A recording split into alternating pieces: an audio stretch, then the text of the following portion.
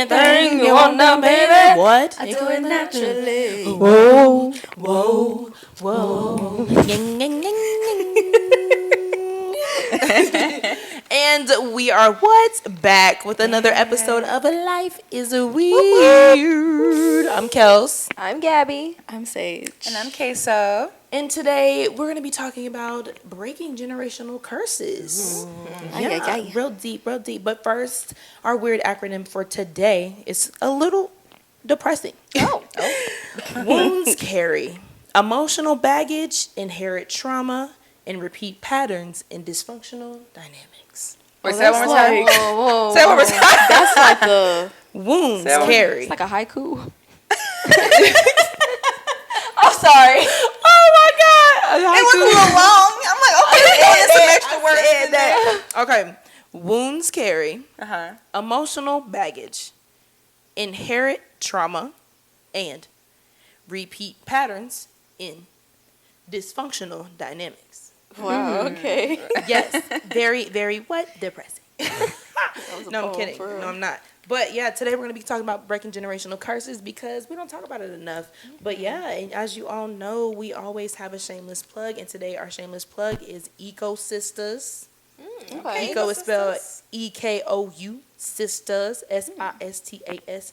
So that is Michelle and Autumn. They have a business, but also a community, and it's basically just a bunch of creatives coming together to basically cultivate and just build and nurture the earth. They do a lot of planting. They take trips to Puerto Rico. They just did a trip in Puerto Rico like last month, and they're going again in January. Get your, if y'all want to go, get ready.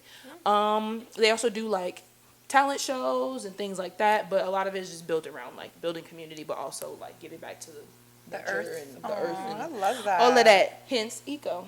Yeah. I love that. Yeah. But shout out to y'all. Shout out to y'all. Keep doing what you're They doing. got an Instagram?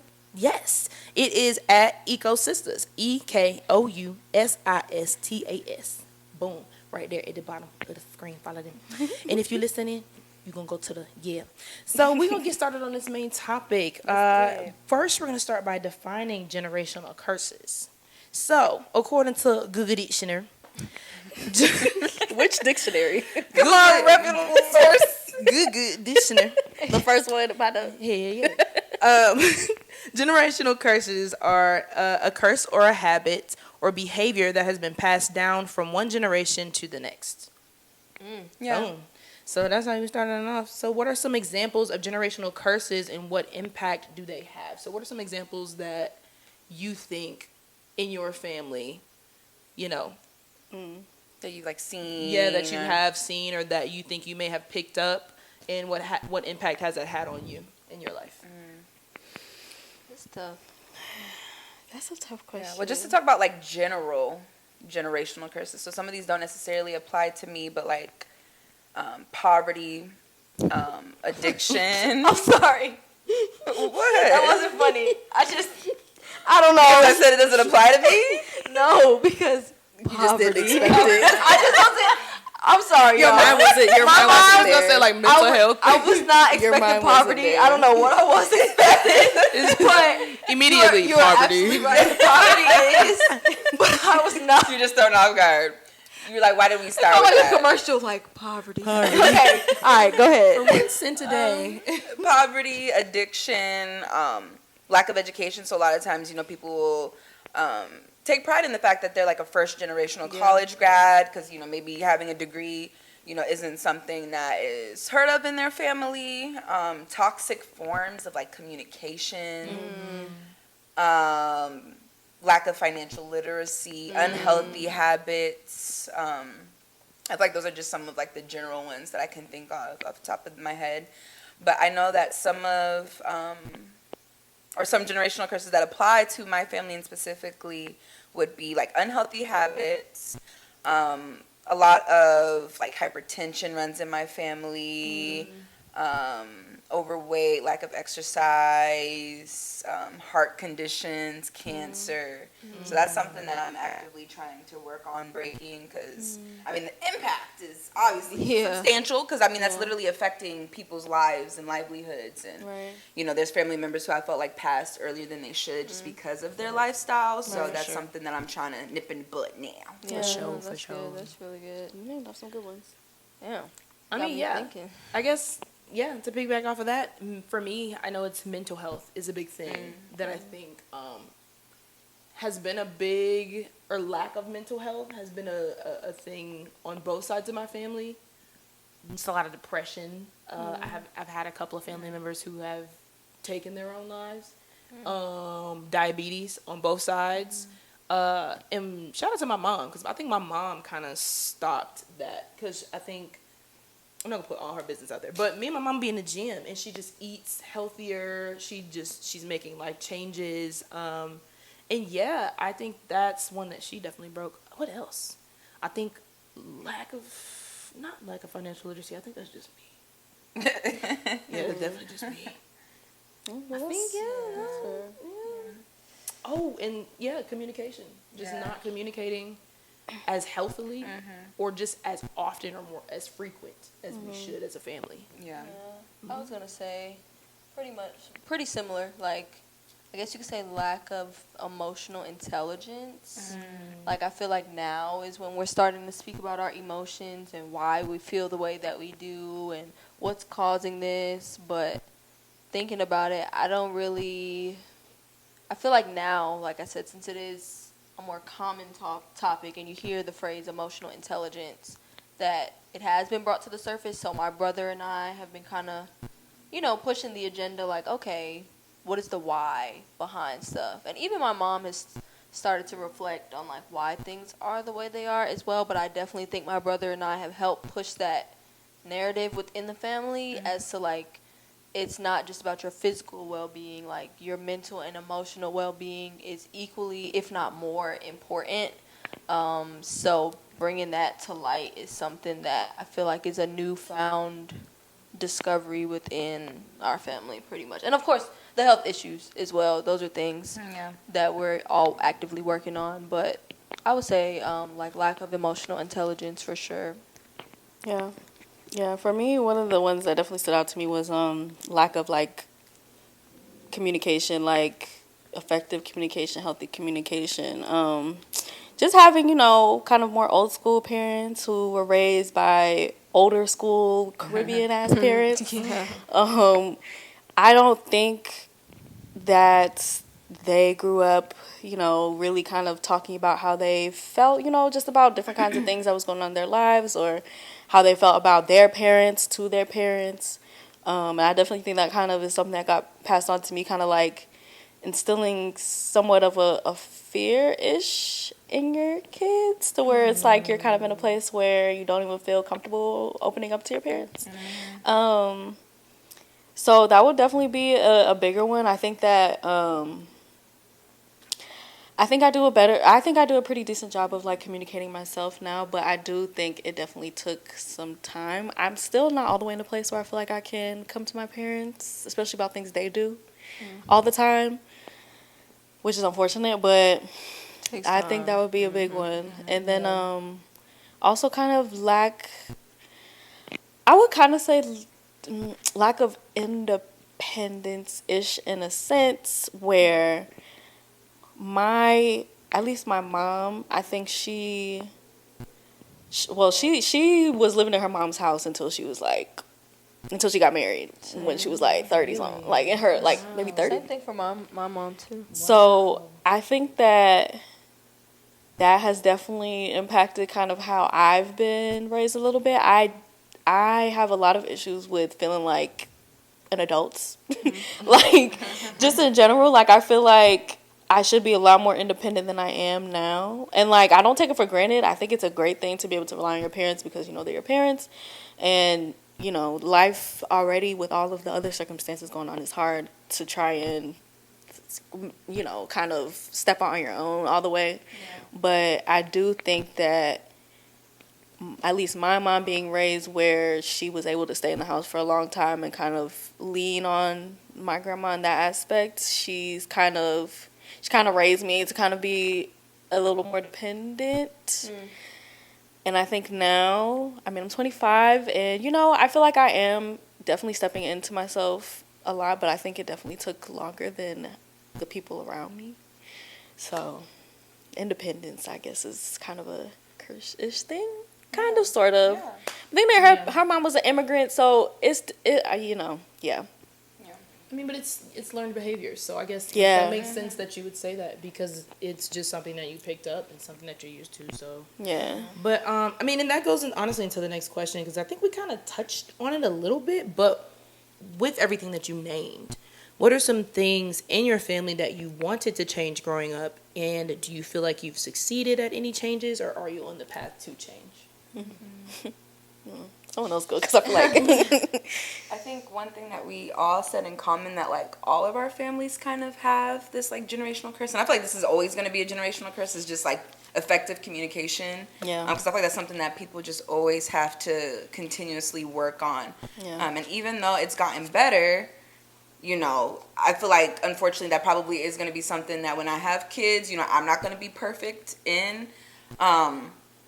But I know just the saying growing up, like whenever I went to family reunions, like they would always say things like, oh, kids are to be seen, not heard, right? Or like when I was expressing how I felt, if it was against like what my parents thought, I was being deemed as being disrespectful, when it's like I'm not trying to be disrespectful, I'm literally just trying to get my point across. So that's something that like when I have kids and I'm raising my kids, I want to listen to them. I want them to feel like I'm hearing them out.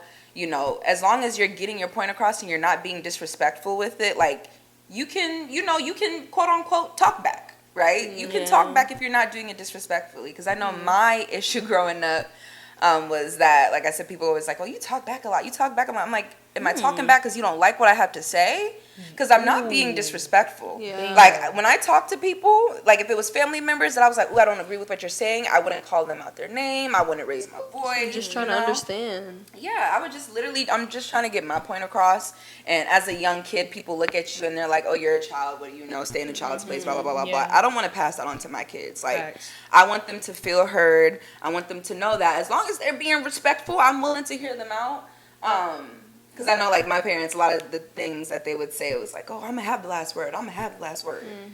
You got it. But you got it, but I'm going to say what I got to say. Loud and wrong. I'm going to say what I got to say. You can have the last word. So I know that's something that when I have kids, I'm going to be mindful of when it comes to communicating with them, even when they're young. Because kids are smarter than we think they are. Yeah, because we were smarter. We were a lot smarter than our, like you just said. People looked at you and just felt like you talking back, but you really had an understanding of what you were saying. But I feel like you said, if you show your kids young, like, hey, I'm listening to you. Hey, I respect what you. I feel like there will automatically be a respect. For you as a parent. Like, still set that boundary. Like, hello, I'm your mother, right? But it's like, I think that's great. And even like when you get older, you know, I feel like you would feel more comfortable opening up to your parents. Because like we said now, like just Sage said, you know, she's like, she still struggles with opening up to your family members about everything. I feel the same exact way because of what I went through when I was younger, because I felt like I always had to be shushed, or like, you know, I wasn't able to say what I wanted to say. So that's definitely something that I want to work on. Yeah. I would say sometimes I wish I was, I guess you could say, like, taught more things, in the sense that a lot of things that I guess you could say, figured out about life. I don't want to say it's kind of been trial and error, or just kind of learn from just being a kid or just being out there in the world. Even when it came to like learning about sex, right? I came to my parents, like my grandma got me this book. It was called like The Care and Keeping of You or something, with the little girls on the front. I had a book. I know. A lot of people have had that book. What's it called? It's like The Care and Keeping of You, and it had like about it's like and body hair. It literally showed like about puberty and like periods, and then talked about sex, all that stuff. Because certain topics are very like taboo, especially in Caribbean households. Like certain things is really just like We don't really talk about that. So I remember having the conversation with my parents about it. Because I was a very curious child. I'm still very curious. And I always want to know, like, no, literally, curious gap. Dead ass. I've always wanted to, I always like learning stuff and just figuring things out. But I kind of wish some things I was like, I don't want to say like sat down and taught. Yeah. Whereas like okay, for example, I remember the first time, I want to say it was time for me to address an envelope to mail off, right? Ooh, yeah. And my mom was like, yeah, I need you to mail this off or something like that. And then I was like, okay, like, how do I do that? Where do I go? Like, what do I do? And she's like, you don't know how to do it. And I'm like, no, I don't know how to do it. Like, because they don't teach you certain things in school, you know? Write a check. And I do remember her teaching me how to write a check. You know, and I know checks aren't really used like that now, but certain life skills, like, I was never really, like, sat down and taught or, like, I think the first time my brother had to tie a tie and stuff, you know, that's something, like, you don't just wake up and learn how to do it, like, so if I had to pick something, I would say I kind of wish I was taught more things instead of having to, like, ask about it, like, more, or even with finances and stuff. I wish I was taught about credit earlier instead of, like, later, so that I understood how it worked, so that I could have started my credit way earlier, because I feel like I didn't get my first credit card till I was like 21. And it just feels like you said, when you feel kind of behind and late on stuff, that, and then also I wish we took more trips, like family trips. You know, we used to do these family picnics. My grandma used to throw these family picnics in New York. And when I say family picnics, not just like 10, 15, 20 people. It would be like 100. Like, when I say the whole family. So it's like a reunion. It's like a family reunion type shit. And we would do it at one of the parks in New York. And, I mean, it's a lot. Planning a whole reunion, essentially. We got T-shirts, everything. We would have, like, I don't know if y'all ever seen with certain carnivals, like the little stilt walker people and stuff like that. Wow. We would have them, like, food, unlimited food, drinks, vibes. So I did love that aspect of family and togetherness. But I wish we had more, like, family trips. I do have vague memories of us going on some trips. But that is something that I want to implement, like, with my own kids. Just, you know, doing more things, having the finances to do more stuff, because my parents did a great job, but I do wish that, like, we could be like the rich kids, where they can, oh yeah, I'm gonna be vacationing in the Poconos or this, or, like, you know, like, where the hell is that? I want to take my kids places where, I'm looking like I want to take my kids places like that, you know, niggas ain't heard of, like, so, but those are probably, like, two things that I could think of that that I probably wanted to change, like, growing up, if I had to pick. I think for me, the understanding of just, how do I phrase it? I don't come from a creative household. I come from a very athletic household. Which I played sports too, and she was good. But, like, I don't come from a household of music and theater and writing and dancing. I don't come from that house, which is crazy because my mama did all of that. But it's just, I wish there was more of an understanding. And I can't change who people are, because everyone's not meant to be creative, just like everybody's not meant to be business-oriented or whatever, because I'm not. I just wish there was more understanding of the other person or other people around you, because there's still a lot of times, like, even now, especially on both sides of my family, where I feel like the black sheep. And a lot of times it's like, one thing that I think we did change was with me and my mom, at least, is just understanding more of just, this is who I am.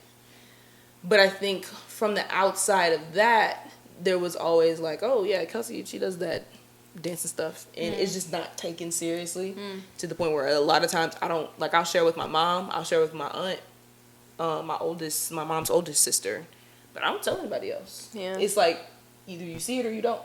And it's not because, like, I don't want to share, I just don't feel comfortable sharing, because I just feel like feel like you're not gonna understand. I feel like you're not gonna care. I feel like you're gonna give me like, oh, that's great, and I can tell. Like I've gotten that before. Oh, that's good, and I can tell you don't care. You're just trying to get me out of your face. So a lot of times, like I don't share that with people. Like I'll share now with my siblings and my cousins, because it's easier now because I have siblings and cousins who are creative, and I think we're all kind of stepping into that ourselves. But and also just communicating our feelings. I think again, my mom and I. Shout out to my mom, because I feel like it took a lot for her to be that person from her generation to like, okay, I need help. Yeah. Because my mom did that. I was like, okay, I need help. Yeah. And that's when like, now I never, bro, looking at my mom's relationship, me and my mom's relationship now, if I looked at that at 22, I never thought that we would be where we are now. Yeah. Like ever in my life. I thought I was just gonna move out and I was just gonna never talk to nobody again. But no, like, yeah, shout out to you, Mom. Cause like, Shout out to Shout out Mama to Kel. Mama. you did your thing, girl. For real. What's your mom's name? Janine. Really? Yeah. Well, I thought it was Wendy. That's my mom's That's her mama's name. I knew somebody was a Wendy. Child. I know Maxine. I know Maxine. Maxine with the good front. And we all know Mama Marge. Hey, Mom. Shout out to the mama. Sorry, not being disrespectful, Mama Sage. That's what it makes me think of. But, Mama Sage. Oh my God. but yeah, shout out to Kelsey's Yeah, mom. that's what's up for real. But yeah, no, I mean, I guess that's what because that was the second part. Is do you feel like you succeeded at any changes or Oh, I didn't on the answer path that to change? part. Yeah. Oh well, I'll go. But I'll I spin think the that's block. the path to we're on that path Yeah. to change, and Yeah. even with my mom just being healthier and us Yeah. both being healthier. I think there's still some things that I be doing. And my mom be like, "I'm not doing that," Yeah. but like I see the change Yeah. now. Yeah. My younger brother, that boy 19, he eat like a garbage truck. I feel like that's Girl, just gonna come with same. time. Girl. It's nasty. Garbage truck is crazy. Because and then he plays football, so he just be eating stuff, and I'm like, oh, you going to practice? Yeah. And you eating that? And he's like, I'm fine. But And it don't be a balanced meal. Like No. all meats, no veggies. man pizza. I'm like, where's the fries. color? Where the He'll color? get like hot wings, a sweet tea, and he'll go to practice. And I'm like, but honestly, I used to do the same thing Yeah. when I played Gosh. sports in 18, 19, 20. Can't do that Yeah. no more. That's I can't do it. Can't do it no more. But, yeah. Wouldn't even want to. Yeah. No. Be in class throwing up. Yeah, hell no. Throwing up. Do you feel like you succeeded at changes? I definitely see the changes that I feel like, because I feel like we're at that age where we're starting to parent our parents. So Hell yeah. you know, I'm bringing up the therapy conversations. I'm bringing up like, okay, I know you've been through things. What did you do to get through it, or did you do anything at all? Be 'Cause like, a lot when- of times, my the last parents were time just you made thugging shit out. Yeah. I'm like, y'all went through all that, and y'all ain't talking to nobody. Free balling life. No. Pent up trauma for years. You be like, who You did ain't did who did you speak to besides Nothing. God? Nothing. Ain't 'Cause do nobody. honestly, And I told my mom, I was like, you can't be out here raw dogging depression. I'm like, you just out here. I'm like, okay, you're telling me you're feeling these things. What are you doing about it? Oh, I'm just it don't work like that. Whoa. It don't work like gotta that. time, So man. literally. They just you be know, letting time do it for raw them. dogging Okay. depression. raw is dogging depression. raw is dogging depression. I'm like, you That's true, cannot. My dumb ass said free balling. I was like, what is it? Free balling? Free balling. That's a good one too. It's though. definitely raw dogging. That's really Raw it. You just dogging free depression. balling through life. You cannot. Like some of these things, I'm like, y'all need help. Like, and Yeah. it's not too late. It's never. Definitely trying to like encourage my family to eat better, move their body, especially since we're getting older. And like I said, Yeah. health conditions are like Like, they people- run rampant through my family. Okay, and I'm like, we gotta do something different. Yeah, we have to do something different. But I do applaud my parents for even like breaking the generational curses that they did. Because my mom, she's the sibling that quote unquote like made it out the hood. You know. Okay. And she's like the one that's doing the best out of all the siblings. But like joining the military was that for her. So like, you know, doing that was unheard of in her family, but she did it. And, you know, she definitely passed things down, like some positive things down to the kids. And so, you know, I applaud them for what they've done, but there's still work to be done. Absolutely. So, you know, just hoping that every generation just gets a little bit better.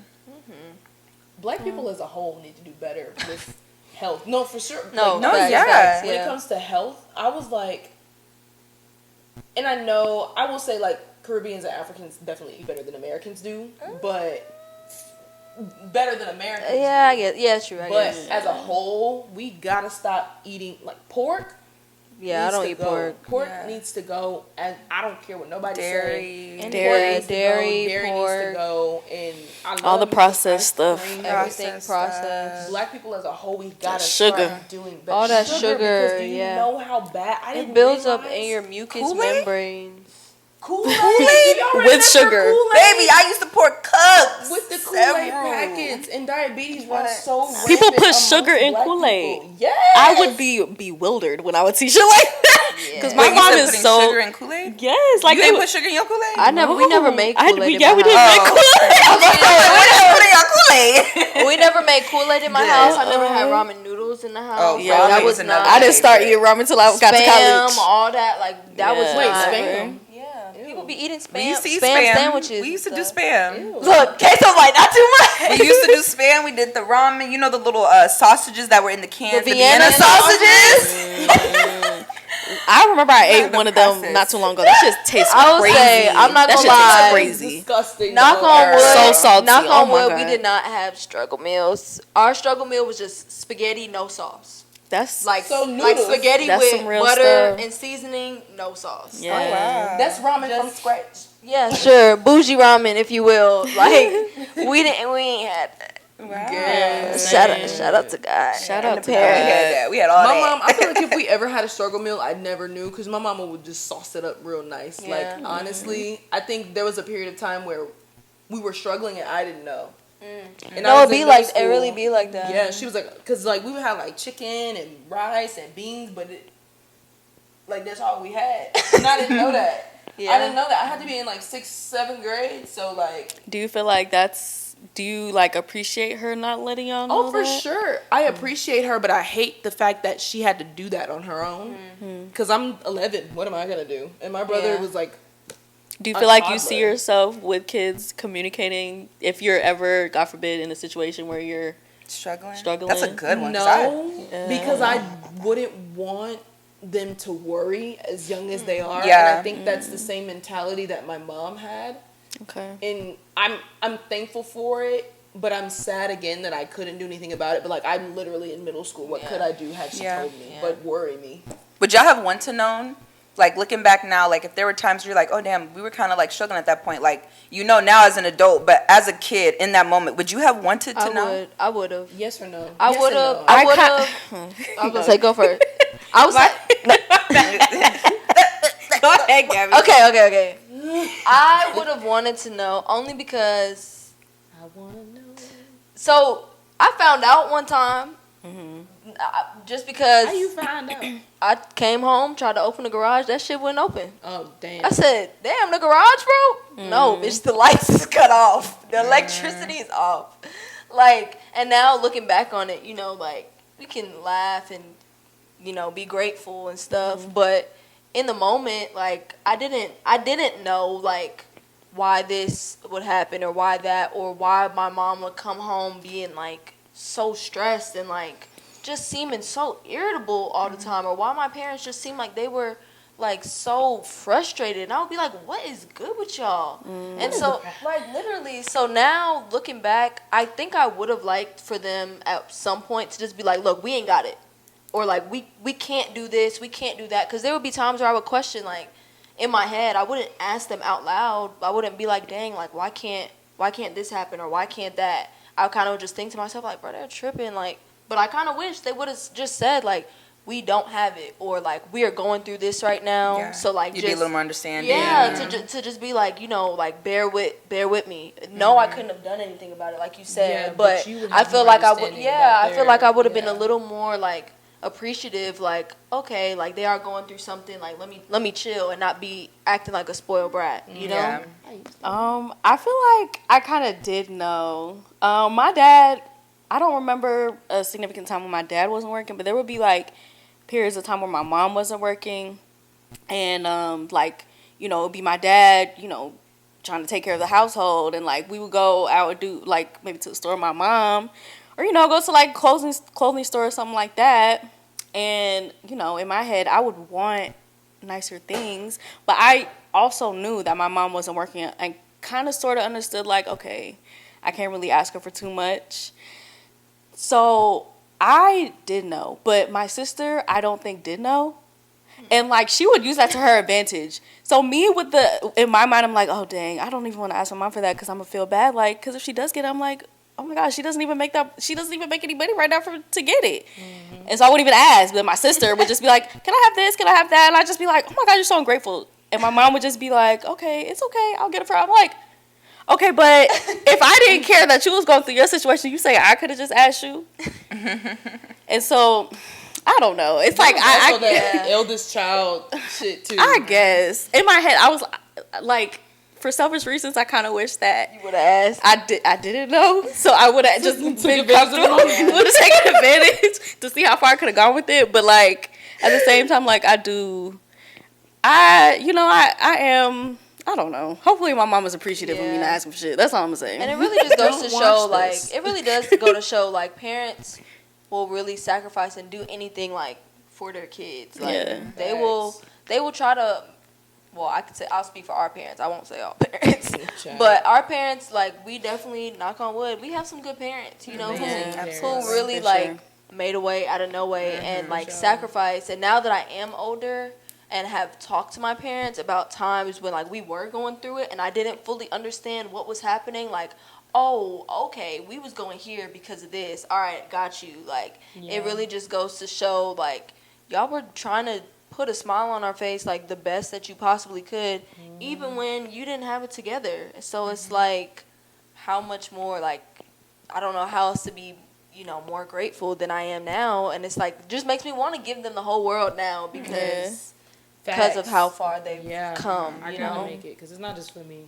Yeah, it's definitely for my people too. For my bloodline. Before we move on to the next one, do you feel like some parents hide that from their kids out of embarrassment or like ego? Ooh. You know what I mean? Not embarrassment, but I just feel like out of protection. I know there was one time where I don't know what my mom was with, and I was like 5. And I keep that in mind because to this day it still eats me up. But I remember, like, she was crying in front of me. And I was just like, what's wrong? And she would not tell me.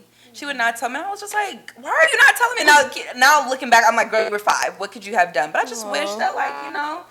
But I think I don't know what she was going through. And I even asked her, I was like, you remember that time? She doesn't remember. But I know that she was trying to protect me from something. And she didn't want me to, like, as a 5-year-old kid, like, you know, you are still innocent. And I don't think parents want to be the reason why their kids go through that loss of innocence so early. So it's like, I feel like they do it because they're trying to protect you from something, or there's just certain things that you don't need to know right now. I do believe in that. I'm like, there have been things that I know now as an adult where I'm like, I didn't need to know that at 17. I didn't need to know that at 10. So I do feel like there's a time and place for everything. It just sucks because, like, in that moment, I'm like, let me know. But now, as an adult and looking back, I'm like, okay, there's things that I didn't need to know at that age because I was already going through my own little young problems. But so I think it's just out of protection, or a majority of it is. And I think maintaining that innocence. I think with our parents probably, but I went to school with this girl. I don't put her business out there because she's a nice girl. But I've seen some parents who have done things out of their own ego. Not for protection, but more of like, like, you're not about to, you know what I mean? Like what? Ooh, because if I, it's Make it broad. Make it broad. Make it broad. Make it broad. Her parents bought her things that were very expensive. And they ended up going... Okay, got you. That makes sense. Oh, I know. I had some friends like that, and it was like I did like putting on, like keeping up with the Joneses type shit. Yeah. Like they got on the latest stuff, but you go to their house and it's like nothing in there. They have where am I? But joke, bro. It was no furniture. But she has like the phone, the car, the this, the that. Oh, like, where is your nightstand? It's crazy. That's crazy. It's crazy. It's crazy. None of that. Where is your nightstand? But that's why I asked. Because I don't feel like our parents would do that. But I've seen parents do that. And I'm like, you don't even realize that you're not setting your kids up for a good future because you're so worried about how they see you and how your neighbors see you. Yeah. Oh, that's the neighbors' child. Oh my, okay. I'm sorry. It's just cooking in my mind situations where I'm like, yo, some parents really do have high ass egos and they don't let their kids know because their ego's so high. Mm-hmm. That's Break crazy. that. Break that. Nip that in the butt. Nah. Break every chain. Break every That kind of go into the chain. next question. But that is, that definitely goes into the next question. It's just basically like tapping into like, do you worry about what your future kids may inherit from you, and what that could result like into generational curses, and what are you doing to create healthier patterns instead? Yeah. Before we answer that question, do y'all feel like, I feel like we all can agree that we gonna be passing down something. For sure. Yeah. Passing down something.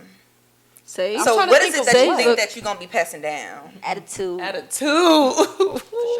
Is that's not really a generational curse? Yes, it is. Is it? Is it if you have Well, it's a personality to a certain trait. It's a extent- personality trait that, you know, you can. Y'all Yeah. listen, when y'all Instill first met me, y'all learn saw behavior. My, Yeah, y'all see learn my behavior. attitude now, but my attitude back then, What could I? Jesus. What may they inherit? I don't know. So I don't know specifically what I would be passing down, because of course the hope is nothing, but that's unrealistic. Yeah, for sure. But it is definitely a worry that I might pass some sort of like, you know, something. They may inherit something that could result in a generational curse. Because the reality of it is like, when parents or people do things to like to kids or whatever, you don't know what's gonna stick with them and what's not. Mm-hmm. So like some of the things that stuck with me or that like I remembered bothering me, my mom and my dad are like, you remember that, or like that stuck with you, and it's like the randomest thing. Yeah. And Yeah. so that's the scary part. It's like, what if one day, I remember the first time my mom told me shut up. That's so random. my God. That's so random, but it's like, what if one day, like, I say to my kids, like, you're getting on my nerves or something, It hurts and they their remember that, and it feelings, hurts their yeah. feelings, and it hurts their feelings enough that it sticks with them, like, throughout their whole little lives, and they actually remember it, or, you know, that's what scares me, because it's like, realistically, you can't protect them from everything, and you can't, you know, try to prevent. If you start walking on eggshells and trying to do everything right, you're gonna mess up. Like you're gonna mess up along the sure. way. But what would I do to create healthier patterns instead?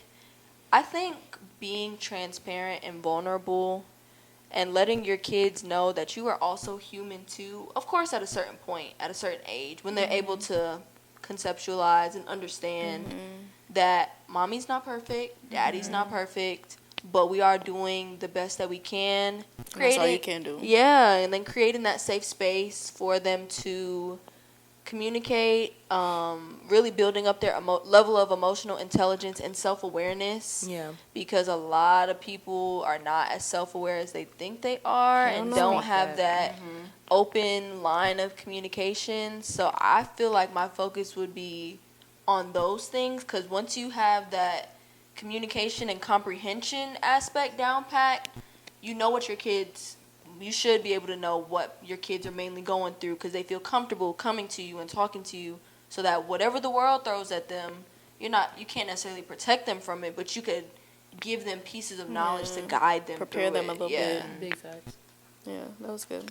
I think for me, ADHD, because it's hereditary. I don't know I that. never knew that. Yeah, I didn't either until I was diagnosed. But then when I got diagnosed, my brother was too, my mom was too. We all have ADHD.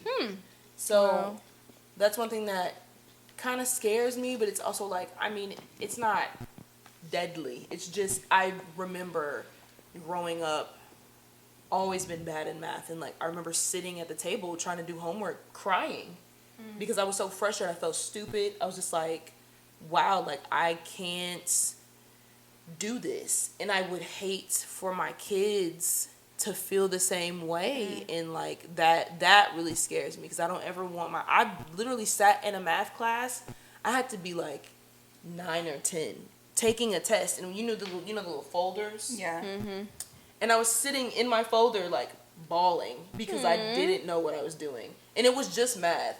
But it was like, it was so frustrating, because it was like, how am I in advanced placement English and history, but I'm in remedial math? And even being in remedial math, I was like, I'm stupid. I used to tell myself that when I was like in middle school. And it So scares crazy. me too, but I also have to give like myself grace and my mom grace because we knew I had it, but we didn't know what ADHD was for real. Like we just thought it was being hyper. So when I got to middle school and it started reflecting in my work, because in elementary school my grades were good, I just talked too much. Talk too much now. But I would always get like straight A's, A, B, A, B, but my card is like yellow, it's not green because I talk too much. Going into middle school, it would be like A, B, A, B, D. Because that's like, I just couldn't get it. Math was not clicking for me. Like, well into college. Like, I was in college, like, math way was on my computer and on my phone. I got my degree now. I can say that. But, yeah, no. That scares me because I just don't want my kids to ever feel like they're less than. Because I felt like I was less than. I felt like my cousins were better than me. My siblings were better than me. And there were family members who made sure I never forgot that, too. So I think that was low-key on them as well, because it's like, you know, I'm a kid. And you comparing me to family members, it's Those like... family members be the worst. Yeah. Oh my God. So, and also protecting my children from family members like that. But I think another thing that I worry about is when I have daughters. Because I'm a little spicy. I'm real spicy. You was spicy with your mom? Girl, was I spicy with my Boy. mother. I mean, that's Child, fair. all I know is I feel like I'm gonna have a daughter and she gonna be just like me, and I'm gonna be like, Damn.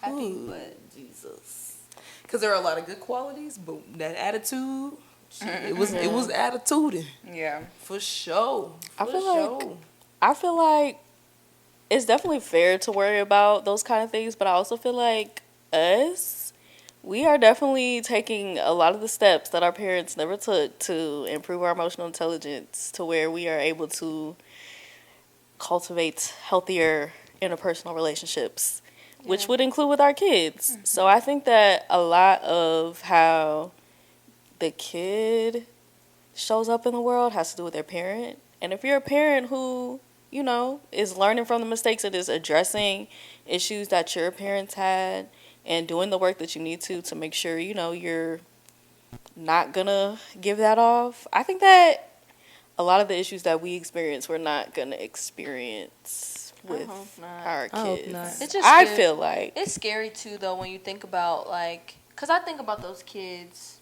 Like I remember this girl when we were in like high school. She had a really good mom. You know, like her mom was like that mom that would show up and always sweet, this, that. And she would tell us, like, yeah, my mom's good. She was just very rebellious. Like, she had to touch the stove to know that it was hot. And then once we, like, went off to school, like, went to college and stuff, she was still very much like, I gotta try stuff for myself. And then, like, it just started getting kind of dangerous to the point where it's like, okay, girl, how much you gonna try to know, like, you don't need to be doing this? So it's, like, scary because as a parent, you can do everything that you need to do for your kid, but what if you have a kid okay, this may be a little crazy, but I think about parents of like serial killers and like stuff, right? but their parents were awful. But some of them not. But some of them not. Some of them weren't. Like even thinking about like school shooters. I remember listening to this one interview or something on the news about somebody that shot up a school, and the mom and stuff was like so like shocked, like I never thought this would be my son. I never thought that would happen type shit. Yeah. Because there was no signs. He was a good kid. It's a I was chemical doing all imbalance. this stuff. And so it's like that's just so devastating to think about. Like One day you it could just snapped. like you could do everything that you need to do, but what if your kid like shows up as the complete opposite, not necessarily opposite of you because that's, you know, potential, but like what if your kid comes out different than you envision in a really bad way? That's scary to me, especially considering the way the world is evolving. By the time we have kids and stuff, like I don't know. I Like, don't know either. It's really crazy. Yeah, but It's I scary did. to think. Oh, go ahead. Oh, I did have one more. My other one was being hyper independent, but for my daughters, I feel like I like being independent, but I think I'm too independent to where when people are dependent on me, it irritates me. And I think that's also eldest child syndrome.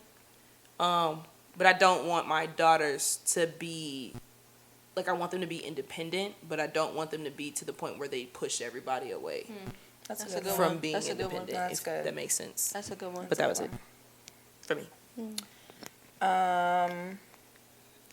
Let's see. Hold on, sorry. What's my train of thought? You're about your kids. I was over here thinking about like what I would not want to pass down, and I feel like the biggest thing that I need to work on before I have kids is like my unresolved daddy issues. Oh God. So what am I doing? I need to go to therapy for that. I don't know if y'all remember, there was a conversation that we had a while ago when I asked y'all, I was like, if you feel like you've forgiven somebody but there's still resentment there, did you really forgive them? No. I remember you saying that. Yeah. I had asked that because I was like, I tell myself like, oh, I've forgiven my dad for all the things that he's done, but like sometimes when he calls, I still resent him, and I'm just like, I think I'm forgiving him, but I guess I really haven't, because I'm like, there's still some resentment in my heart, so I'm like, I need to nip that in the butt before I have kids, because I don't want my daddy issues to like linger over into how they view themselves, how they view their relationship with their father, how they view their relationships with their like partners and all that. So I'm like, I need to like nip that in the bud before I have kids, because I also don't want, like, even though I grew up in a 2-parent household, which I'm grateful for, I didn't grow up with my parents, like my biological parents together, and I was like, oh, that's always something that I wanted for my kids, but I don't want it to be to the point, God forbid, I'm in a toxic marriage, but I don't want it to be where like I stay in a toxic relationship or a relationship that I have no business being in simply because I want to give my kids what I never had. Because that's still setting a bad example. Exactly. So that's why I was like, I need to go ahead and deal with that. So, like I said, I was over here thinking for a while. I'm like, what is it? Because I feel like I don't want to say there's a couple, but, like, that's the biggest one I just kept sticking out. And I keep telling myself, like, I need to, like, deal with that before I procreate. That's a good one, though, that you mentioned, like, having your biological, growing up with your biological parents. Because I have, obviously, like, my parents are still married and stuff like that. But it's still sometimes hard for me to figure out, like, what love really looks like in a sense. Like, I know they love each other and care about each other, and I know they care about my brother and I, but I don't really have memories like that of them, like, being, like, lovey-dovey with each other, or, like, romantic stuff happening, or just the way they interact with each other. It doesn't give, like, oh, I hate you or nothing. Right. It just feels kind of like they're, I don't know what the word would be. Coexisting? Like, yeah, like kind of on, like 2 different frequencies in a way. And it hasn't, my childhood is pretty hazy. I'm not going to lie. No, same. And I guess it is due to trauma. Like, when you said you remember something from 5, I'm like, damn, I can't remember. No, I can remember, like, pieces. Yeah, I can't. But, like, an 5, actual full, I think the earliest memory I have is probably, like, 8 or 9. Oh, wow. And that's really, yeah, I know. That's very shameful. We should unpack that. Yeah, not on the podcast. Not on the pod, but we do need to unpack that. We get an MRI. But no, facts, like, when I really think about it, it's like, okay, trying to figure out, like, what love really looks like and how I want love to present itself when I have my kids, and then figuring out, like, when it comes to love, like, when is love itself not enough? Yeah. Or, like, when do you know, like, or how do you know, like, the person that you're choosing is right? Is there ever a way to know? How do you know this? How do you know that? How do you know, like, if this is really love or if this is, like, toxic behavior, or if it's like, all right, too much, throw the towel in. Like, all those things, that's definitely something that, when you brought that up, I'm like, So realizing your boundaries within love. Yeah. So that your kids can see that. And even knowing how to frame, like, what does love look like? Because I can tell you what love is not. Like, I know what love is not based off not necessarily what I see my parents do or don't do, but just people around. I could be like, okay, that's not love. That's not love. Or even your personal experience. Yeah. I could be like, this is not, the math not mathing. It's not. But other than that, it's just like, it's a struggle. I just wanted to show, like, a good example of love to your kids. Like, I definitely want to, I want my kids. I ain't going to be the one that's like, oh, don't. No, I'm going to be all affectionate right in front of the kids because they need to see that. Yeah. They need to see that. As they get older, they're going to appreciate that. But also something that you said really struck me because I know people who have been they live or they've, grown up in the house with both their parents, and like their parents are miserable. Yeah. And it's like, I don't ever want my sons to see that it's okay to treat a woman like that. And I don't ever want my daughters to see that it's okay to be treated like that. Yeah. You know what I mean? But and vice versa. I wouldn't ever want my sons to feel like, oh, my wife can talk to me crazy. Because that's what my mom did to my dad. Like, no, she can't talk to you crazy, son. You know what I mean? So I think that's very important. Yeah. That's so important. My little part on the second part of that question, what are you doing to create healthier patterns? I think that, it's cliche, but therapy is like big for sure. I think talking about things, certain issues with people is like, people around you who love you is one thing, you should do that, but like talking to someone who, doesn't really have that emotional tie to you to where they're they might like butter up their responses or butter up their solutions is important, because it's some things I'll say it to a friend, they'll probably say, oh yeah, I can see, well yeah, I see where you're coming from. I say it to my therapist, she like, well, why are you doing that? Like, do you think that that's okay? And you're like, okay, bitch, I see what you're saying. And it really not too loud. It really gives you a chance to be better, just better and more introspective for real. And I think that and like just getting things out and having like, effective solutions thrown back at you is it helps. Yeah. A lot. It helps how you interact with people. It helps how you treat people. For real.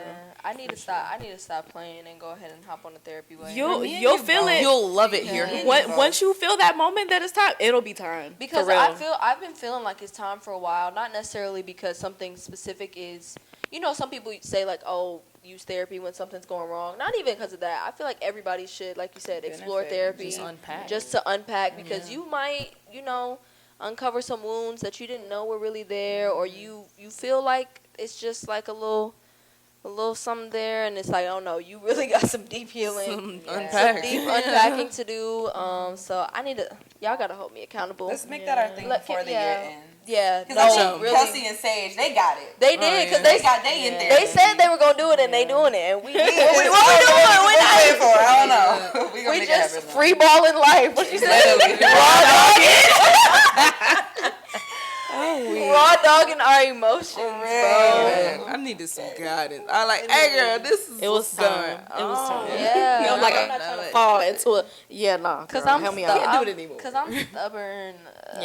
I'm stubborn too, just but scared listen. of the first. I don't know what it is about that first session that I'm scared of. Yeah, it's the vulnerability. That part, it's the vulnerability. But once you start talking, you just go on a purge. But it's like you kind of got to take your time because. Yeah, I had to tell my therapist sorry one day. I was like, I'm so sorry. I'm just throwing all this at you. And she was like, no, it's okay. I have no excuse for why I haven't started.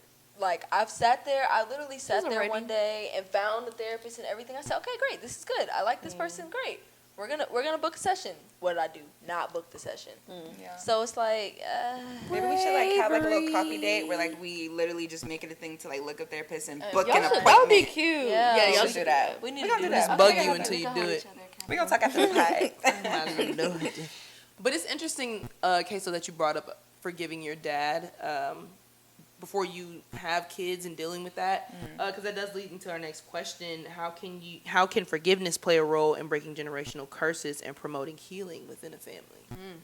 Kelsey is the segue queen. I just want to say every single time. She know how to journalism. Listen, I had to pitch these shows for my capstone. No, you did good, baby. Yeah. I would say, so when we talk about forgiveness, most people start off with saying like forgiving the additional party, like forgiving the other person. But I really think forgiveness starts with forgiving yourself. Ooh, gee. Forgiving yourself for like what you've been through, whether you played a role in the trauma that you've experienced or not. Because I feel like when things happen to us in life, it's so easy to just be angry and like upset about how we felt and everything, and question why me, why is this happening, whatever. Be mad at yourself. All that. Being mad at yourself. But if you really shift your perspective and teach like, okay, and see like, okay, what is this teaching me? And that's not very easy to do most times when you are trying to, you know, forgive. Yeah. Because forgiveness doesn't mean forgetting. It just means like letting go, and I feel like a therapist right now. Forgiveness means, you know, just like letting go and moving past and not letting something have a hold on you anymore. Yeah. And so if you just keep harboring all this energy towards somebody else, maybe somebody who's not even harboring that same amount of energy towards you, like you're doing yourself such a disservice. Yeah. And then when it comes to generations to come, like what example are you setting for like your kids? What example are you setting for your partner, your friends, people around you? If you just keep harboring all this negative energy when you could really just let it go, and you don't have to necessarily speak to that other person that you are forgiving. You guys can have a conversation and come to amends if you feel, you know, like that's something you want to do. But if not, then you can forgive them. You can still wish them well. But it's a very necessary part of breaking generational curses, because then what happens is you go into this cycle, and then say God forbid something bad happens, then that regret starts to creep in, where it's like, okay, I didn't forgive this friend, I didn't forgive my significant other, I didn't forgive my parents, whatever.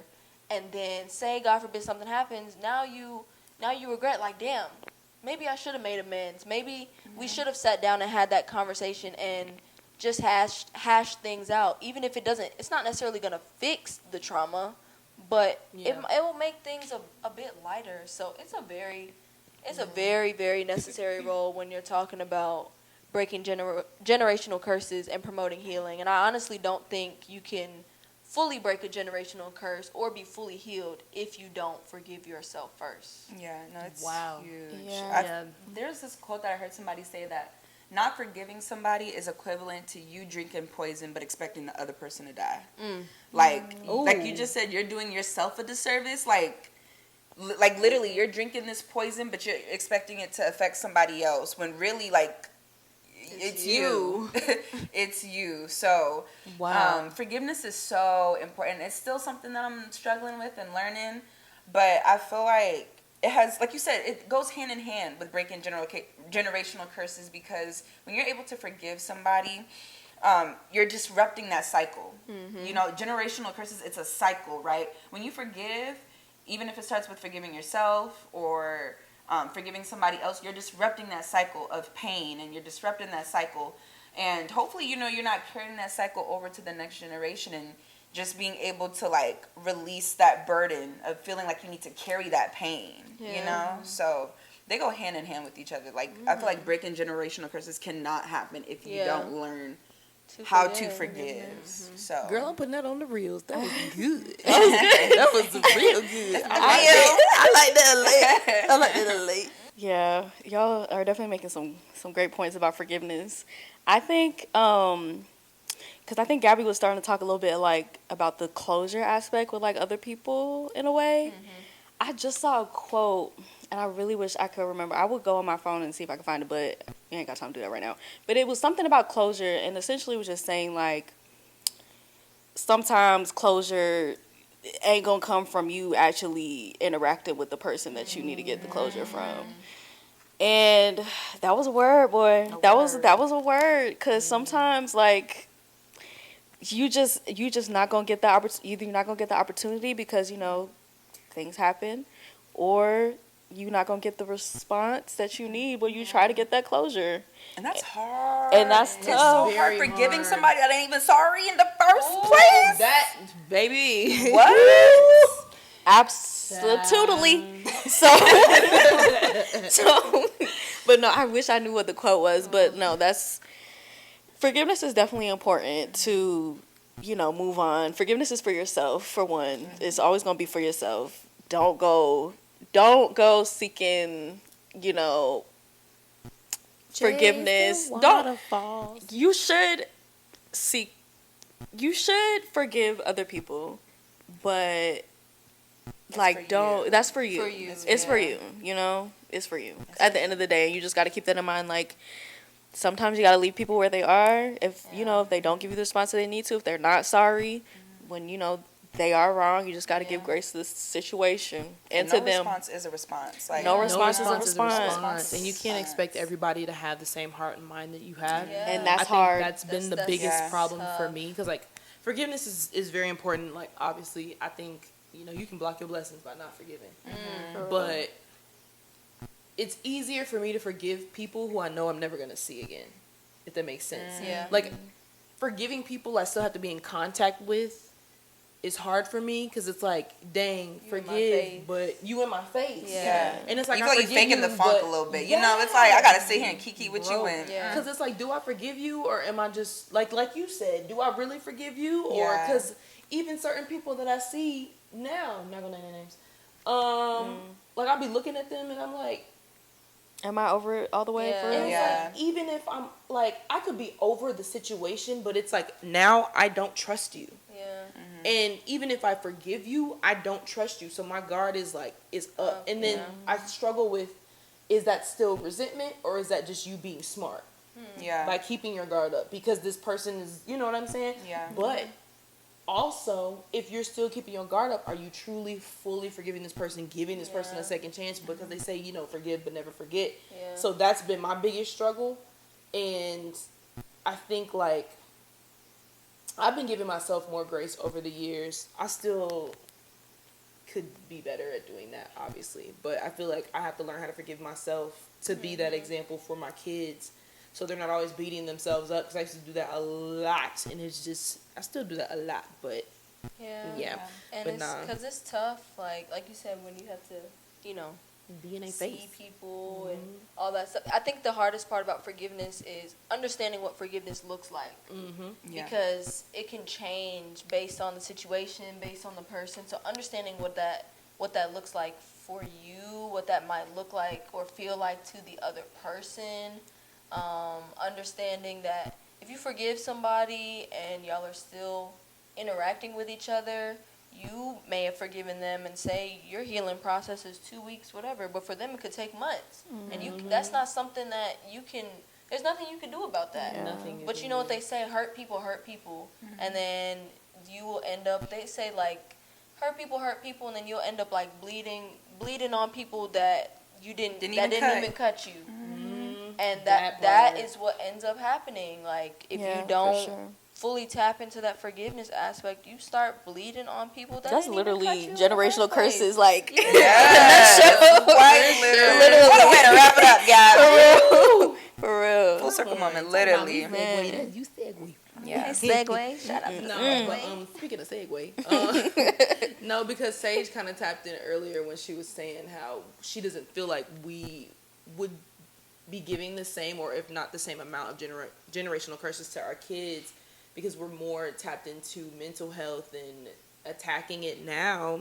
Yeah. So that brings us to our final question. Do you take pride in knowing that you could be the one to break a generational curse, or does it feel like a burden? burden. Very much a burden. It's That's very a much good burden. question, though. Burden. Both for me. Burden for me, because I don't know why it feels like, I guess lately, or as of late in the family, I've been feeling like you know how you said you feel like the black sheep? I feel like the white sheep. The golden child. Yeah. Where everybody kind of looks to me to be this great being of something. Guidance. Yeah, like I'm Inspiration. Gabrielle's doing, and it's a blessing. Don't get me wrong. you Gabby the know? guru. Yeah, Gabby the guru. Gabby the Yo, guru is that's the perfect way to put it, because it's like That's your name on my phone. I'm Gabby the look, guru. shoot, that's kind of tough. I'm not gonna hold you. It's your art New name. Instagram name. Okay. But no, for real. Like, sometimes it can be very exhausting when people have such a high expectation of you to just be this supreme being, and it may not even be something that you're necessarily trying to be. You're kind of like, for me, I'm just being me, you know. And sometimes being me looks like people looking up to me, people Yeah. having And it's expectations. annoying. And it can be very frustrating and annoying, Burdensome. and sometimes it becomes that expectation and does feel like a burden. Like, you are supposed to be the change agent here. Right. And the times when it's like, I don't want to be that, or I don't have the space to be that, or people coming to you. I've gotten to the point now where my family and friends, y'all know, if I don't have the mental capacity to deal with something, I'm going to just let you know up front. Because before, it would just be like dumping or question this, that, or whatever. Child, don't do that. It can, it can definitely, for me, I'm going to say more burden than, taking pride in it, because I feel like it's always me. It's always me that has to be the one, The change maker. Yeah, Chain breaker. to be Gabby. I'm like freaking Gandhi out here, bro. Like, I have to, Gabbity-goo. literally. And it's like, I'm always the one having to keep the peace and Yeah. be this and have people see other perspectives and point of view, and it can be very, very exhausting. So I'm going burden. It sounds negative, but that's my reality. That's real. I think it's both for me. It's definitely a burden because it's like emotionally all of that baggage is on you to just like go and be great. And for me, it's not just family, it's peers. Because I've had it, you'd be surprised at the people who message me and they're like, I'm so proud of you, like you're inspiring me. And it's nice, but then it's like, oh God, all these people are actually watching me. And it's Pressure. just weird sometimes. And I'm like, I wonder if this is how some of the people we look up to feel. Because they're on an even bigger scale. But it's also a blessing because for me, I'm like, okay, well, God, you chose me because you see what I don't see. And I don't see how I'm going to do this. But you see it. So it's possible. Because if you didn't see it or if I wasn't capable of it, you wouldn't have given me that burden. Facts. But it's It's a but it's like if I double-edged don't sword. fulfill Yeah, that for promise, I don't know. It's a but double-edged it's double, and it's a double-edged sword for me. It's definitely a burden. It's definitely a blessing. But sometimes I don't want to be God's strongest soldier. I want to be His blessed and highly favored. But in order to be His blessed and highly favored, you gotta be the strongest soldier. But yeah, What y'all? Well, mostly what Kelsey was saying. Definitely, I would say somewhere in between the two. Because where it would be a burden, it's like you kind of gotta walk through life now being cognizant of like, oh, I gotta kind of make sure I don't, You don't fuck up. I don't portray that damn what I'm trying to heal from and that generational curse that I'm trying to not bring on to the next generation. Like, you really gotta kind of walk through life being kind of cognizant of that. But at the same time, like, it definitely is something to take pride in because, you're also the one who is taking the steps to make sure that, things are better onward. Mm-hmm. So, it's definitely somewhere in between. Double-edged sword for sure. Yeah. For sure. I wouldn't say I look at it as a burden. I do actually, I wear it as a badge of honor, honestly, because I think back to little me, and I always used to say, I wish I had someone like me in younger me's life. Mm-hmm. So the fact that I can be that for people, I take pride in it, and like I said, it's a lot of pressure, though. It is a lot of pressure, but I asked for this. I want it to be this for people. I want to be a light in people's lives. I want to be that voice of reason. And the other day, my parents, because I have some cousins, they acting bad right now. Okay. And they came to me and they were like, can you talk to them? Mm. Can you talk to them? Because they've heard me talk to them before. Mm-hmm. And they were like, the way you speak life into people and the way that you like I said, you're that voice of reason. And I'm not just saying it. I'm not just talking the talk, but I'm walking the walk. So it's like, if I'm coming to you and I'm like, you need to do this. If you want to do this, they can look at me and be like, I'm a good example of that. Mm-hmm. So I look at it as a badge of honor. And like I said, I asked for this. I love that I can be that person that I wish I had growing up in younger people's lives. And even, like I said, I'm parenting my parents. So me being the person that, I wish I could talk to them as their young selves as well. Yeah. But I feel like some of the conversations that I have with them, even as older adults, I'm still kind of talking to their inner child. Yeah. So I love that I can be that for people. That's good. And I love that I can set an example. So like I said, it is a lot of pressure for sure. Because I'm not always perfect. And, I definitely do feel like people look at me and they're almost waiting for me to mess up, you know? People will wait on your failure. People will wait for me to mess up and then use that. Will be like, well, remember that time you over here talking about you did this, but remember that time you did. And I'm like, what the fuck? I don't, but why do you remember it so vividly? Not too much. These niggas prayed on my Downfall. downfall. There's people out here waiting for you to mess up, but I feel like the good outweighs the bad, so I definitely look at it as something to take pride in. I love that you said that too, though, because I think that's really the main thing for me is sometimes why I feel like it's a burden, because there are people who I've looked up to. Obviously, there are role models, my mom, but it's like, I wish I had someone like me, that like the person that I'm being for other people, and sometimes it's frustrating because I'm like, dang, like I didn't have that, and sometimes it hurts my feelings because I'm like, I get to be this for other people, but no one's being that for me for real. Yeah.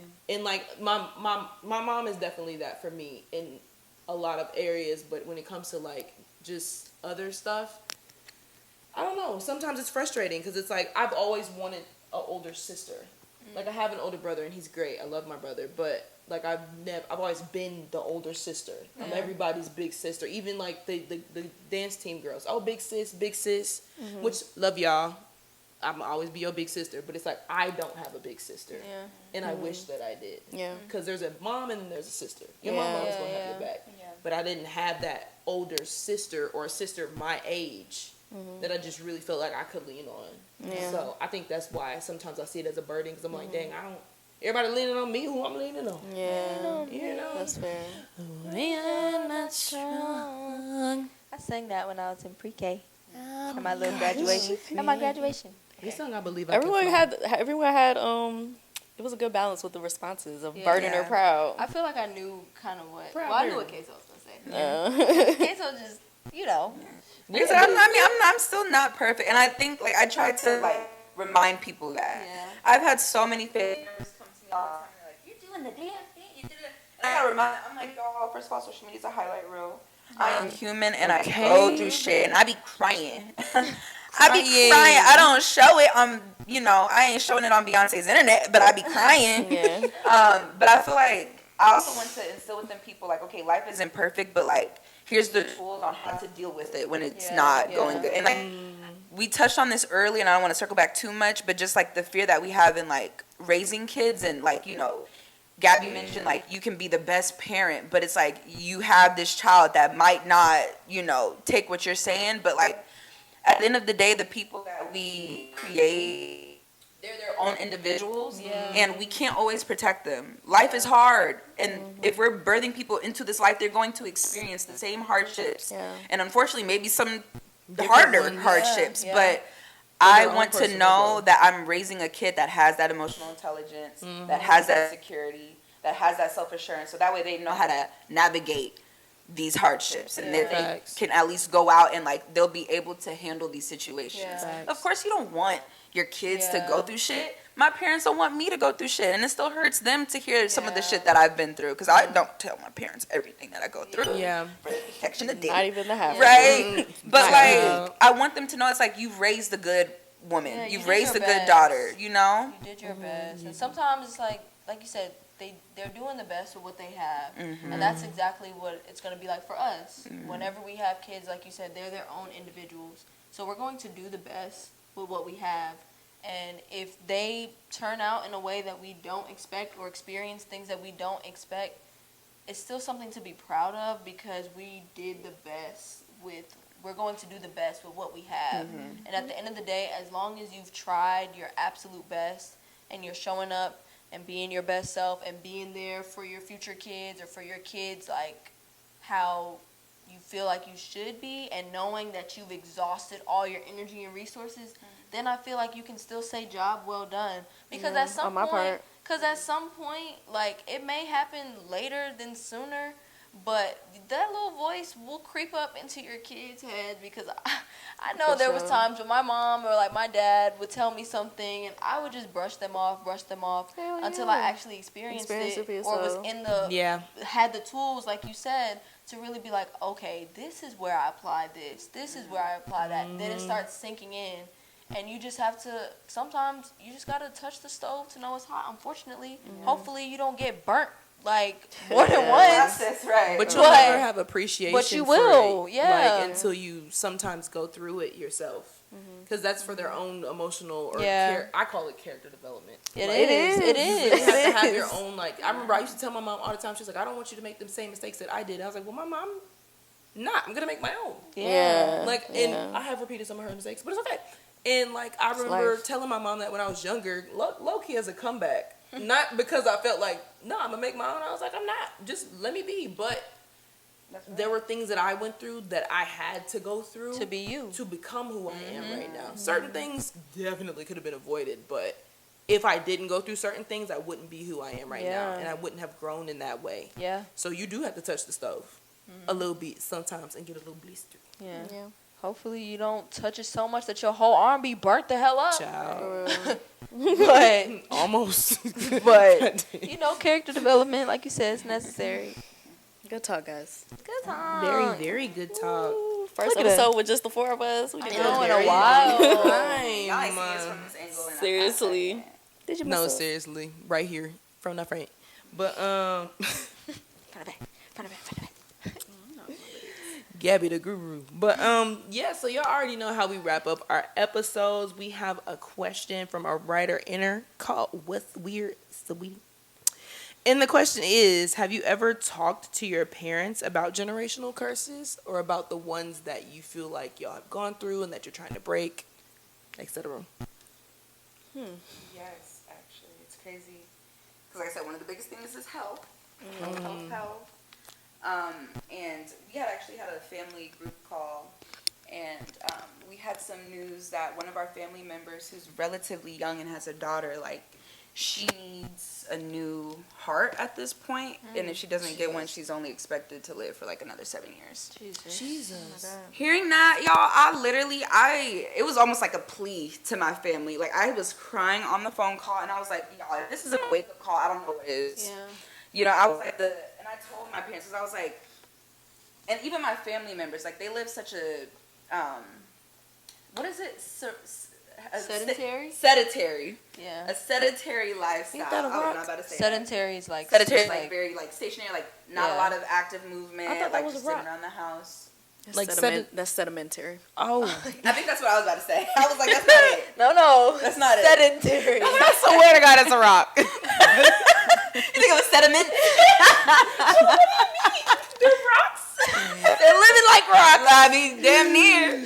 Right, and I was Oh my crying to them. I was gosh. like, y'all, this shit is literally in our blood. I was like, if this isn't a wake-up call, you know, I'm like, health is really well. I was like, I want my parents to be here to see their grandkids. For sure. I want y'all to be here for as long as y'all can. And I'm like, if we as a family keep doing the things that we're doing, we're not going to make it to, you know, to live these long, healthy lives that we envision ourselves having. So, you know, I had a very candid conversation with them, and it took for me having to cry in front of my people, but like, I hope it was a wake-up call to them. I will say, like, ever since then, like, my brother, he's been losing weight, my sister lost weight, my mom, she's making diet changes, my stepdad, he's always been relatively active because he retired out of the military, so like a lot of those habits, you know, just going on walks and being active, he still has, but like I was like, we gotta get our shit together. Yeah. We gotta get our shit together, because I don't want this, like, the prognosis is so unfortunate, but I was just like, and it hits too close to home.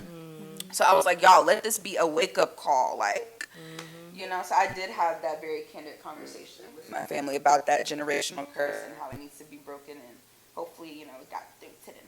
Oh, that's really good, and it's very important. Like you said, health is wealth, especially within the Black community. Like, it's, my mom tells me all the time how, my mom's a nurse, for those of you who might be new listeners or anything. My mom's a nurse. She goes into the hospitals and does like bedside teaches with like IV antibiotics. So people who need to learn how to have antibiotics to go home, like with the IV tubes and all that stuff. People who were in like some pretty serious condition. And she's told me cases where like young people, 24, 25, stomach cancer, What? throat cancer, lung cancer, From what? all these things, the foods we're eating, The things vape. we're the smoking. vapes, the hookah, The all vapes. like it's Yeah. it's serious out here, y'all. And then also Stop vaping. like, not to really preach to y'all on the health stuff, but there's an increase on black boys who are being born with autism. Okay, environmental factors and foods, it's playing a large role. And then hair products and stuff for women. There's a reason why PCOS is on the rise. Body wash, the products you use. I'm telling you, like my mom has definitely been. Both of my parents have been making lifestyle changes. Like I know my dad's cut out like dairy, and my parents have been pescatarian for a while. But my mom makes her own. She makes juices. She juices. We got beet juice, kale, this, that, whatever. She be making almond milk. Who you know make almond milk? She makes almond milk, bro. But anyway, I'm not gonna preach to y'all on the health. We'll do a health is weird episode for y'all. But especially with that hair care. No, seriously. You still using Cantu on Jackie's Miss Jessie's at this point?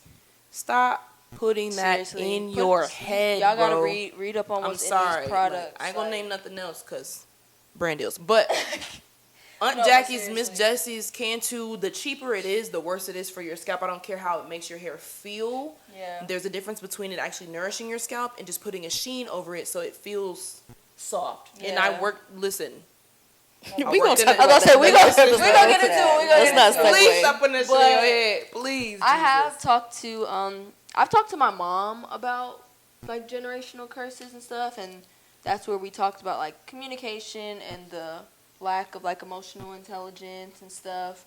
But I have not talked to my dad about generational curses, and I actually am curious to talk to him about it to see his point of view on what he thinks is a generational curse for our family. And I definitely think having that conversation would be beneficial, just since, you know, I mean, I'm a product of two. Something that affects one side might not affect the other.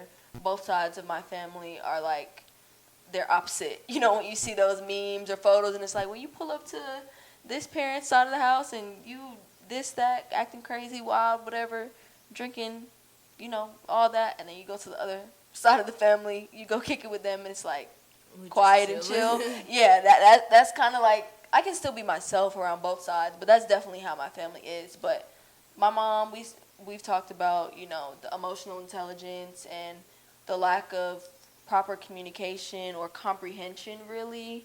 But I have not talked to my dad about it, and I definitely do want to talk to you about it, Dad. So, you know, I'm going to pick your brain always. Me, I have not. I can't think of any that I've really sat down and have a conversation. My dad, definitely not. My mom, I don't really know. I don't think I really have. I don't think we've had any of those conversations, like about, you know, the hyper dependence or the lack of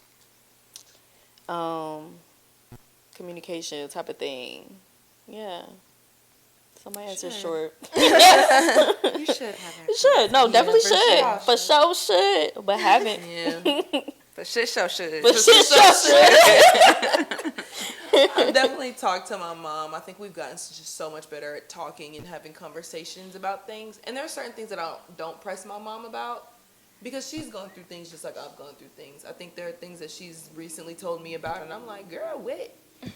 But like you said earlier, I didn't need to know that growing up. Yeah. But for my dad, I will say that side of my family, and this kind of started with an ethnicity thing.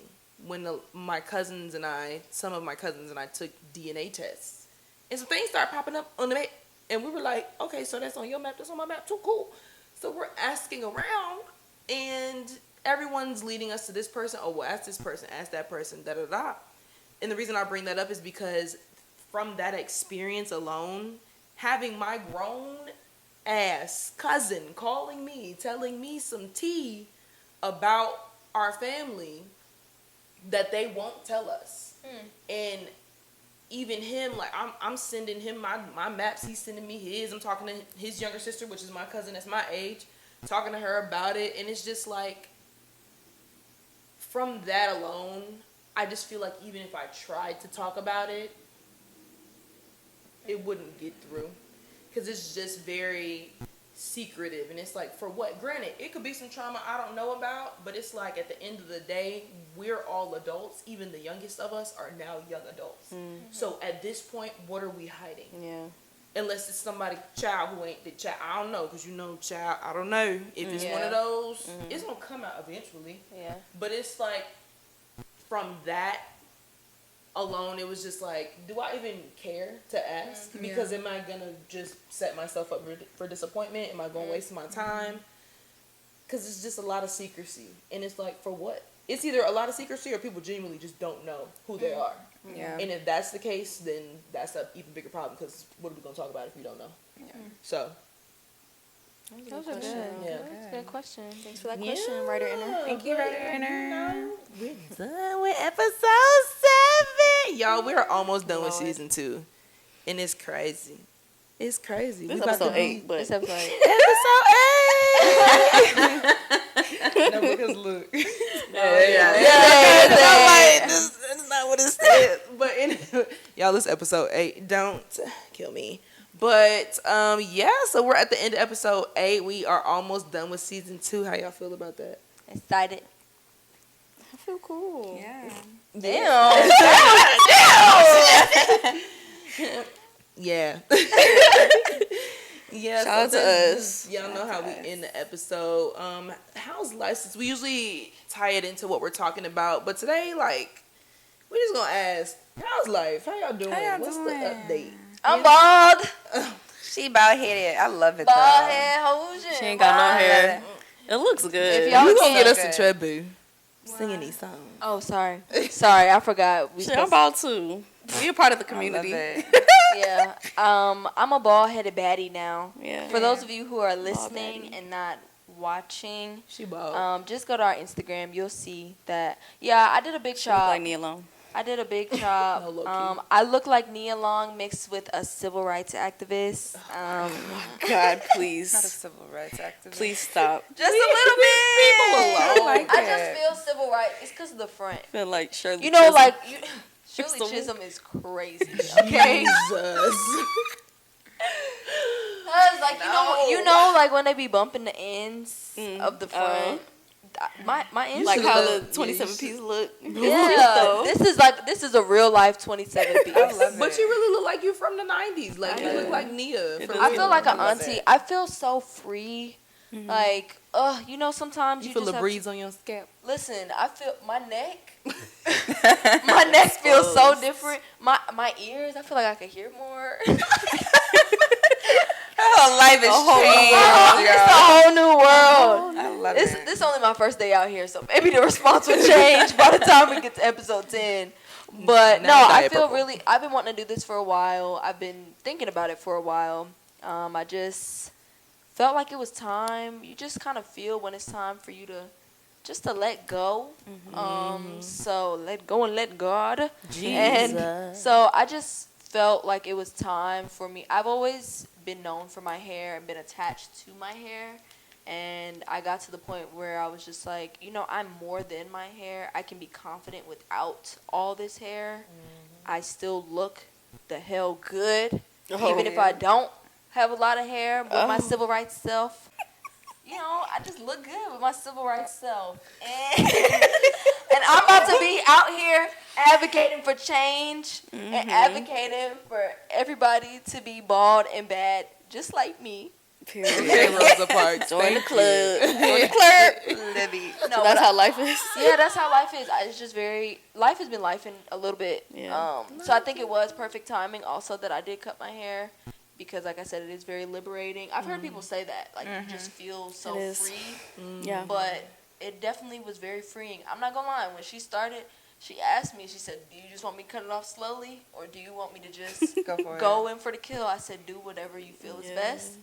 And when she pulled out those clippers Go hard, and go she just home. started shaving, I was sitting there. I said, Jesus, what did I do? I thought you meant scissors. No, she pulled out a full-blown, like, barber Yeah. razor clipper and just said, yum.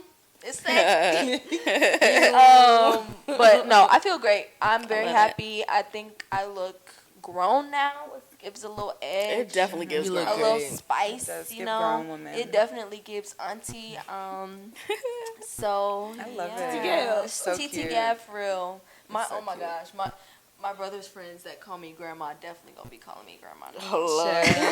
You can't be around them with the bump. I know, with the little bump, my civil rights bump. Okay. How's life, Kelsey? I started acting class. It's great. I've always been interested in acting. Still dancing. I think with acting, it allows you to kind of, you know how dance is like a form of expression. I feel like with acting, it's a form of diving into your imagination, because I read a lot. So a lot of times when I'm reading, I put myself in the shoes of the character or the main character, and it's like I can do that but on screen, and I think that's really cool. It's a lot more pressure, but I think it's really cool. I'm literally in like my first class. I went to acting school a couple years back, right after the pandemic, and it was great. But I feel like with this school, she's really like she's known. That lady she can coach, and she's very, very like real. Like she comes in, she's like, all right, so what are we doing? What are we looking for? And she naming stuff, and I'm just like, girl, I ain't never heard of these terms. What is this? And I did theater, so I'm like, girl, what is this? And she's like, yeah, we're gonna dive in. And I'm like, oh, I'm gonna have fun here. But yeah, that's great. I mean, it's some other stuff going on, but yeah, life But just been overall, lifing. I'm okay. okay. Looking for another job. Hell, But I'm out. yeah, for sure. Me? Mm-hmm. I definitely been in the gym a lot more. I've been loving that. You know, trying to correct my diet, trying to look good. A little bit. Trying to look better. We're not all the way there. I'm probably not gonna be all the way I want to be when the summer start. But Yeah, but honestly, come August, Get convicted. I felt it come over me. But by August, by my birthday, we gonna look like something, man. I'm By the stamping time that. we in Panama. Stamp that, okay? But my birthday but coming yeah, up, so I gotta get on it. life has been cool. I've been in therapy. I mentioned before. I don't think I've mentioned that on an episode yet, but I've been in therapy. Love It's been that. very nice. Getting to know myself, you know. Love that. Navigating. It's been helping me navigate a lot of things in life. Yeah. I feel eyes burning in the side of my head. Okay, so I'm not even trying to make this a thing, but if you go back to the first episode, being outside, I kind of alluded to the fact, you know, life is looking a little different. I'm kind of, you know, I've been experiencing different things. Which brings me to what I guess is going to be, it's not an announcement. Don't make it a big deal. Please just shut up about it.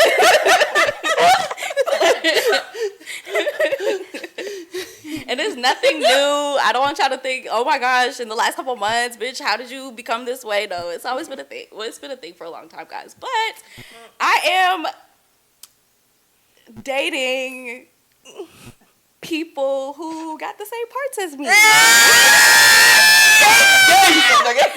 I'm just joking. So who you are For our listeners, Yeah. Sage has on some really Rainbow. cute, like rainbow pants. Yeah, it's nice just, little rainbow. it's just so on brand. I'm representing the Community. look a bit of qua. The look a bigger tigger. The look a bit. Yeah. Is it offensive Plus. to call y'all the alphabet soup? Listen, I'm a little new here. A little. Sage And yourself. you I love it. I love this for you. I love it. I appreciate that. But like I said, guys, this has been a thing. Like it's We've been been new. it's been a thing. We knew for a while. We done Even fuck me. before, like, you know, back with obviously y'all know about our relationship. I talked about it a little bit. You know, that was with a man. But you know, now we are exploring our true identity. Because Love that. if we ever get into telling stories for real, I will tell a story from back, you know, in freshman year of college. I was dipping my feet in the pond when I was a kid. We're going to talk about that. Yeah, We're going to y'all- talk about it. Listen, the first person I ever kissed. Okay. Okay. Let's go. Anyways, we're not gonna talk about this today though. Like I said, shut up. Don't make it a thing. If you know, you know. Okay. If you know, you know. Congratulations. Right. I'm sure you done broke a couple niggas' hearts. Whatever. And it's not no easier out here, guys. It's still hard dating. Anyways, Dating that's in my general life. is just ghetto. Yeah. Love that. Job All of that. searching, like Kelsey said, all that good shit. You feel I me? feel it. Money. As far as me, I feel like I'm in a good space. I feel like I want to like take, because I feel like I was going through a little isolation phase, but I feel like I could take it deeper. I feel like I can go a little deeper. I feel like I need that just to like become the woman who I see myself becoming, to get closer to God. I feel like God Amen. is really about to do something with my life. So I feel like I need to just spend more time in solitude. I want to I don't know what it is. But the other day, I just wanted to purge everything in my life. I want to go through my closet, purge. Yo. I want to go through every dresser, Something to Yes, purge. I just did I want to that. go through my hair stuff, Yeah. purge. My IG followers, purge. I did that the other day. I did that the other day. I just want to purge my life. So I feel like God is really doing shifting. something with me. Shit that's happening. You know, and so I was like, I need therapy because, you know, I'm doing a lot of inner work and it ain't always pretty. It's not always pretty, and I'm coming to a lot of realizations, and I'm like, yeah. I think I've said this before. I was like, I felt like I've dealt with a lot of things on my own, but I don't want to deal with it on my own anymore, and I feel like I don't have to. Yeah, So I'm going to start taking it to God and start taking it to therapy. For sure. Period. I love that She you will. said that though, because I was Both of telling them earlier, I was like, yo, I don't know what it is. I just need something new. Like, I was like, do I need to move? Do I need to dye my hair blue? I don't know what it is, but I just need something new. Like, Newness. like how you said you feel like God is doing something different. I really just feel like a shift energy in the shift. atmosphere. It's an energy It's shift, a man. big energy shift, and I just feel like everybody's feeling it differently. Yeah. But Love that. listen, Something's be in the prepared air. for this Something's glow up, Heck continuous yeah. glow up. Love it. You mean? But that's it. It's stage. Oh, we closing out? Oh, that's it? Okay, bye, guys. And don't ever forget to close your legs to married men and women. And women. Shut up. Don't make me think. Shut up. It wasn't a nasty boober. No bars. No.